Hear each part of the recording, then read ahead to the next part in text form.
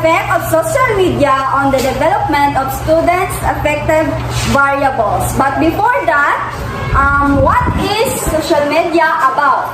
So, let's start.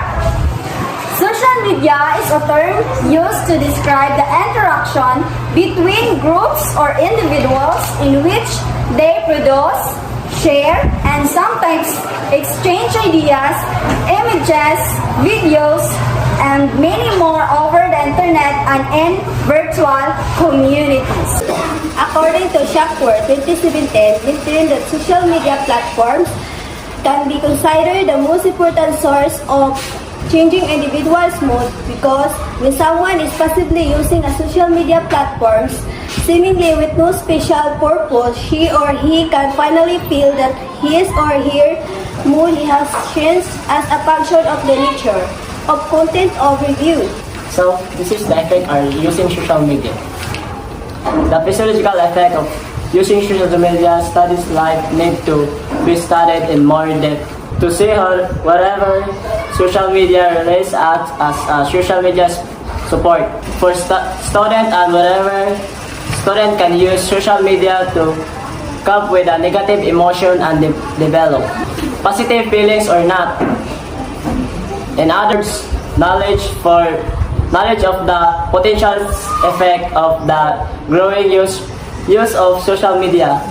Regard from promises of social media and what it has to offer to study in terms of self-concept, self-respect, social role, and coping strategies for stress, anxiety, act. Before getting to the effects of social media on students, emotional well-being. Some exemplary works of research in recent years on the topic among general populations are reviewed. For one, Albers et al. 2018 reported that individuals who spent more time passively working with social media suffered from more intense levels of hopelessness, loneliness, depression, and perceived inferiority. For another, Tang et al.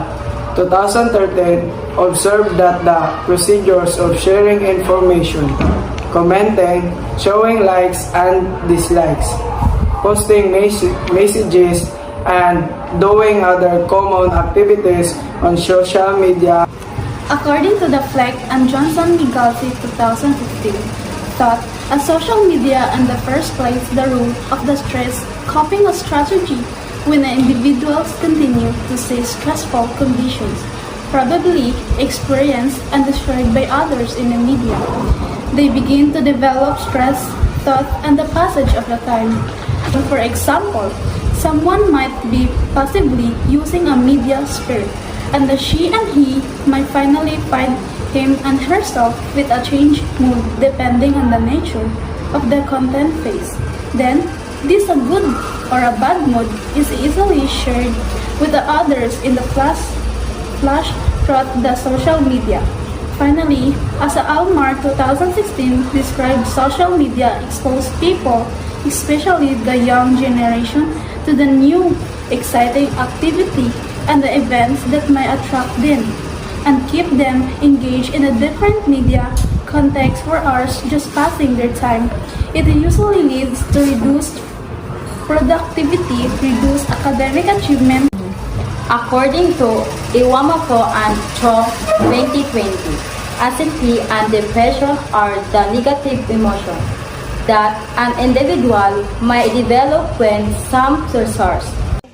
To the students out there, it should be reminded that the alleged society supportive and communicative promises of the prevalent use of social networking in student and life might not be fully realized in practice. Students may be lost appreciation and gratitude when they compare their current state of life with the snapshots of others or peers. A depressed or stressed out mood can follow.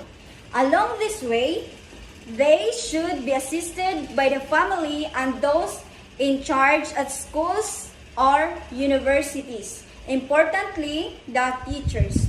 As already suggested, counseling programs might help with raising students' awareness of potential psychological threats of social media to their health.